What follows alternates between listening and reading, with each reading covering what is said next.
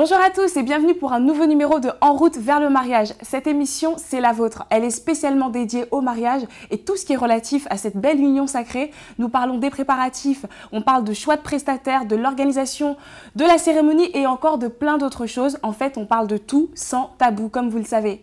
Aujourd'hui, on va parler de la femme et plus particulièrement de la femme carriériste. Ces working girls pleines de projets et d'ambitions sont au cœur de notre sujet puisqu'on s'interroge, on se pose des questions. Est-ce que finalement ces femmes ambitieuses ont leur place au sein du mariage? Si oui, comment doit-on faire? Comment font-elles?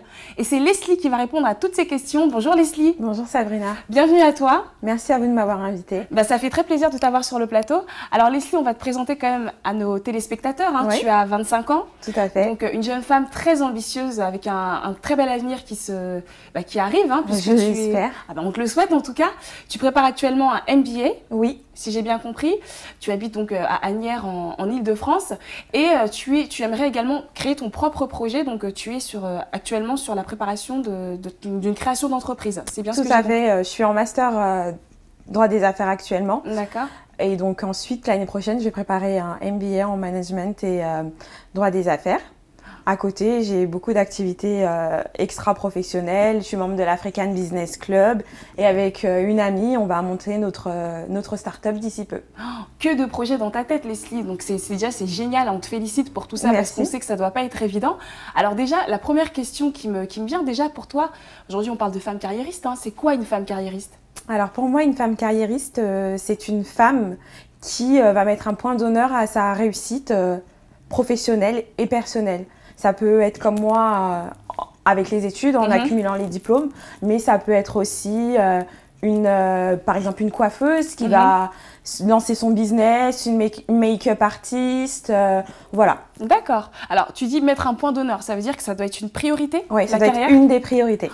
Une des priorités. Donc, oui. Il y en a d'autres qui sont plus ou moins au même niveau, mais en tout cas, la carrière est primordiale. Tout à fait, c'est ça. Alors, d'où t'es venue cette envie comme ça de faire plein de choses? J'ai envie de dire, d'où t'es venue? Qu'est-ce qui te motive? Qu'est-ce qui t'inspire dans tous tes projets? Je pense que ce qui m'a inspirée, c'est le milieu. J'ai un père qui est entrepreneur. J'ai une maman qui a toujours travaillé. J'ai jamais vu ma maman à la maison. Donc, pour moi, ça, c'est la normalité. D'accord. D'entreprendre, de faire des choses. Donc pour moi, ça a été naturel. Alors, la question qu'on se pose aujourd'hui, bien sûr, c'est qu'on a de toute façon, on est aussi dans une ère où les femmes sont de plus en plus épanouies professionnellement. Elles essayent de s'accomplir et de mener à bien leurs projets.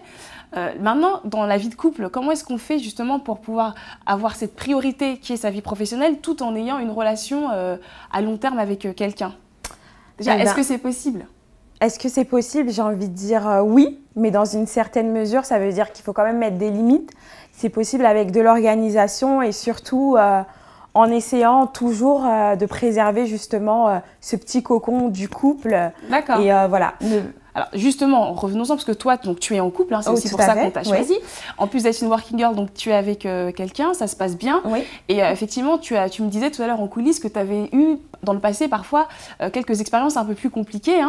Est-ce que tu peux partager avec nous cette anecdote? On est entre nous, t'inquiète, ça reste entre nous.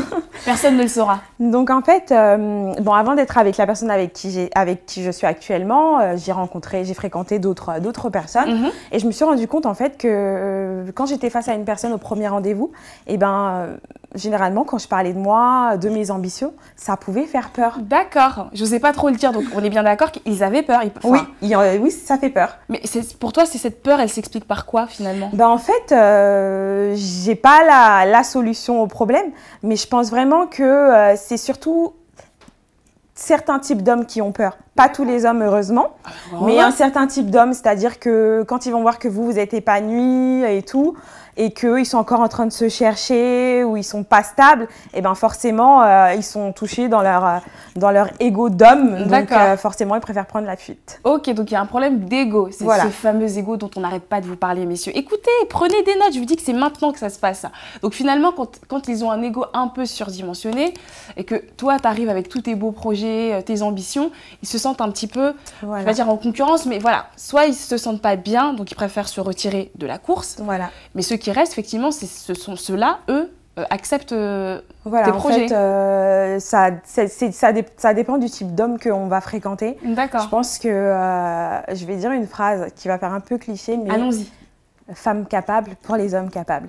D'accord. C'est-à-dire ceux qui n'ont pas peur, ceux qui sont dans le même état d'esprit, qui ont surtout la même vision d'avenir que nous. Mhm. Là, ça peut le faire. D'accord, donc toi du coup là ça se passe bien. Oui. Concrètement, comment est-ce que tu fais, ne serait-ce que pour gérer ton temps, parce que tu fais beaucoup de choses entre les cours, tes projets extra professionnels et tout ça. Comment est-ce que tu fais concrètement? Bah, en fait, encore l'organisation, ça veut dire que j'ai un emploi du temps. J'ai la chance d'avoir un emploi du temps qui ne va pas changer d'une semaine à l'autre. Donc, on a toujours nos moments. On sait que, par exemple, le dimanche, on va passer la journée, le dimanche après-midi, on va passer la journée ensemble. Après, je pense aussi que le secret, c'est de l'impliquer. Ça veut dire que quand j'ai un rendez-vous, eh ben, gentiment, il demande de m'accompagner. Donc, voilà, on passe du temps ensemble. Je l'implique, en fait, dans le quotidien, dans mes décisions, dans mes rendez-vous, dans mes projets.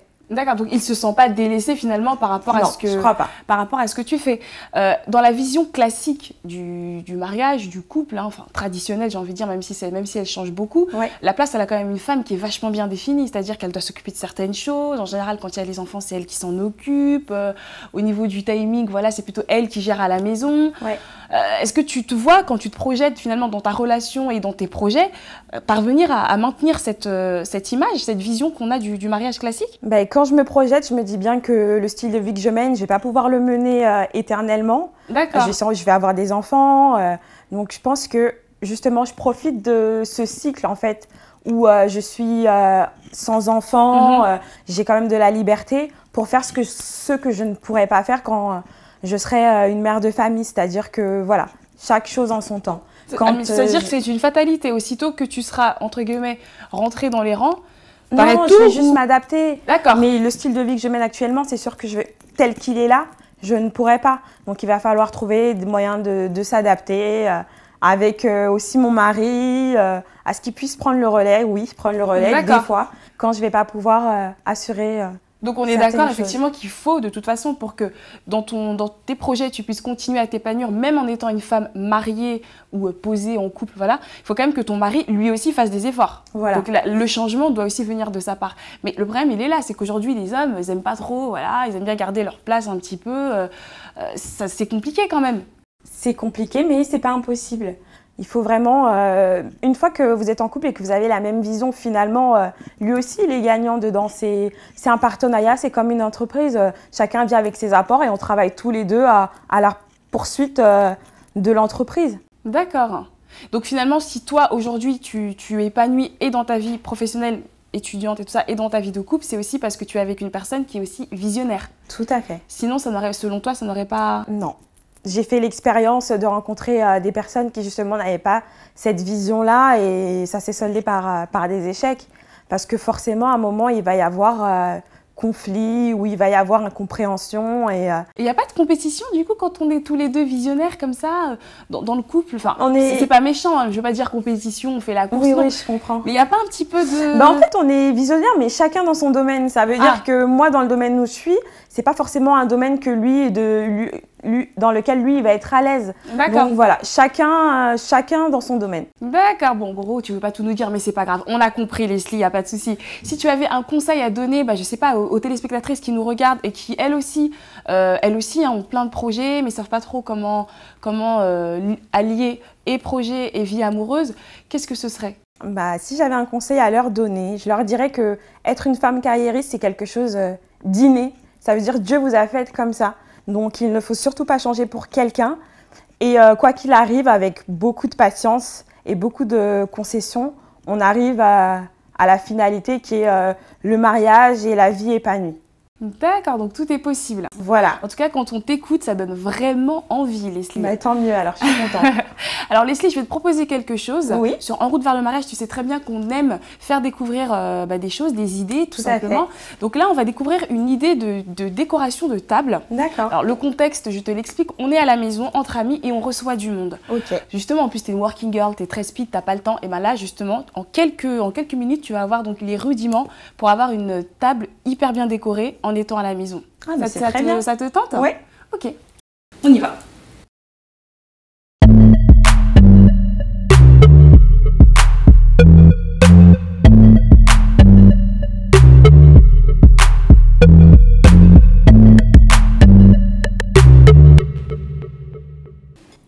De retour sur le plateau de En route vers le mariage en compagnie de Princilia. Princilia, bonjour. Bonjour Sabrina. Alors, juste pour te présenter à nos téléspectateurs, donc Princilia, c'est la décoratrice officielle de l'émission. Toutes les jolies tables qu'on vous a fait découvrir dans les précédents numéros étaient signées de Princilia. Alors aujourd'hui, tu nous proposes une table assez sympa, donc je vais te laisser la présenter, hein. Je t'en prie. Voilà, donc aujourd'hui je vous présente, on va l'appeler la table Working Girl parce que nous avons reçu une invitée qui est une Working Girl, donc qui n'a pas beaucoup de temps, qui a besoin de temps pour travailler, également pour s'occuper de sa maison et également de son foyer. Donc cette table, elle est possible d'être posée en 10 minutes, même pas, je pense que même moins de 10 minutes, on peut la faire. Wow, il vous suffit juste d'avoir de jolies assiettes en porcelaine, ce que tout le monde a chez soi. Également des assiettes de présentation. Là, j'ai mis 3 vases de différentes tailles avec des orchidées. D'accord. Alors donc le contexte, c'est bien qu'on est à la maison et on reçoit du monde. C'est exact. C'est ça. Oui. Chose qui est très rare quand on est working girl parce qu'on n'a jamais le temps. En général, on prend de l'emporter. Ça arrive un peu le week-end. Ouais, le week-end. On est d'accord. Ok. Alors concrètement, comment est-ce qu'on fait? Alors, on achète des assiettes de présentation parce que les sets de table de nos jours, ça ne se fait plus.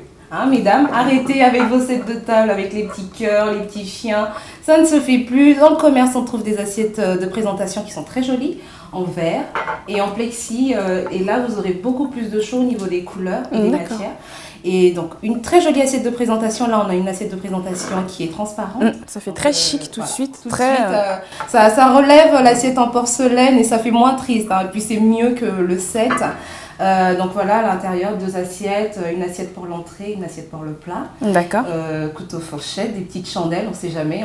Si on reçoit un couple d'amis, c'est toujours mieux de se retrouver autour d'une table avec des chandelles, c'est plus romantique. C'est vrai que ça fait très chaleureux comme ça, ouais. Oui, pour une petite ambiance, je me dis pour un repas à la maison, une working girl, qu'est-ce que vous en pensez? Non, j'aime beaucoup. Oui, ça vous plaît? Ouais. Ah ouais, je suis ravie.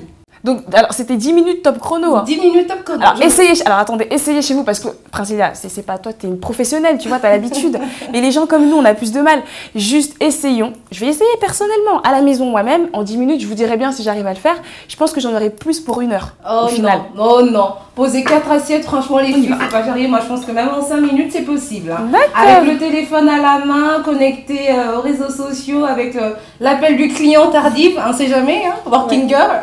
D'accord. Donc et les amis qui débarquent, qui sonnent, je pense que oui, on le pose en ayant même un enfant dans les mains. Ah oui, carrément. Bon, on va essayer, on te dira ce que, hein, on t'en donnera des nouvelles. J'attends voir. Ok, alors au niveau du centre de table, donc là, tu as choisi la couleur vert anis, donc très sympa aussi. Oui, c'est une jolie couleur. En plus, là, c'est le printemps, c'est doux.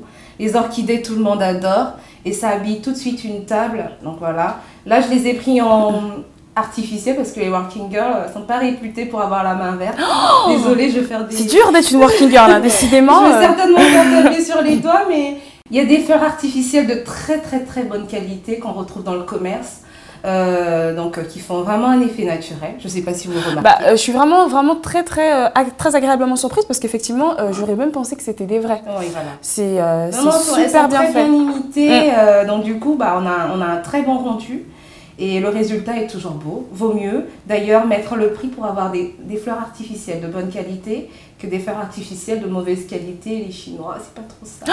Vaut mieux éviter les filles. Et surtout que là, voilà, on reçoit des amis. Voilà, c'est beau, on est à la maison, c'est chic. Et sinon, il y a possibilité de trouver des orchidées en d'autres coloris? Ah oui, les orchidées, ça c'est la fleur qu'on a imitée dans toutes les couleurs possibles et imaginables. D'accord. On a des jaunes, des violets, des bleus, en tout cas. Vous avez le choix. Au choix, vraiment, selon votre goût, votre convenance, vous choisissez la couleur qui vous plaît, votre couleur préférée. Et vous faites votre centre de table comme ça avec 3 orchidées. Vous aurez pu même mettre de l'eau hein, si vous voulez, mais bon, là je les ai laissées comme ça parce que je trouve qu'elles ressortent plus. La couleur est beaucoup plus fraîche comme ça que si je les avais immergées dans de l'eau. D'accord, et ensuite des petits photophores. Voilà, des photophores, ça je pense que tout le monde en a à la maison, avec les bougies parfumantes. Tout le monde a des petits photophores à la maison, donc voilà, vous en mettez. Bon, là j'ai choisi la couleur vert anis du coup pour être assortie à mes orchidées. Voilà, vous en mettez 3 et puis voilà, ça fait l'affaire, c'est très joli. Ça crée une petite ambiance romantique, encore une fois, avec les chandelles. pour un petit repas en amoureux entre couples à la maison, c'est très bien. En tout cas, merci Princilia pour ces précieux conseils. J'espère que vous avez pris des notes. Moi, la première est promis, je vais tester donc, le montage de cette table. Hein, je vous en donnerai des nouvelles. Leslie, j'espère que ça t'a plu. Ouais. Toi qui es effectivement en plein dans la working girl attitude, là, tu n'as plus d'excuses pour ne pas faire de jolies petites tables sympas quand tu reçois à la maison. Plus du tout. On viendra chez toi, on vous en donnera des nouvelles aussi. Hein. Je vous dirai si c'était aussi sympa que ça. Merci à vous en tout cas d'avoir été avec nous, merci de votre fidélité. Bien entendu, on reste tout ensemble, on reste connectés sur le blog En route vers le mariage. D'ailleurs, au sujet du blog, je tiens à vous dire qu'il y a un jeu concours spécialement organisé pour vous, chers téléspectateurs. Il vous suffit de suivre toutes les modalités inscrites sur le blog et vous pourrez notamment, suite à un tirage au sort, gagner une Beauty Day chez notre partenaire Elika Beauty. Une Beauty Day, en gros, c'est une journée de beauté complète. On se fait chouchouter, wow. On se fait masser, on se fait coiffer, une manucure et pourquoi pas un make-up aussi. Donc n'hésitez pas à aller faire un tour sur le blog En route vers le mariage, le compte Facebook, le compte Pinterest, Instagram et bien sûr le compte Twitter. On se retrouve très prochainement. Merci à Leslie d'avoir été avec nous. Merci à vous. Merci à Princilia pour cette magnifique table et pour ses précieux conseils. Et puis nous, bien sûr, on se retrouve très prochainement. À bientôt. À bientôt.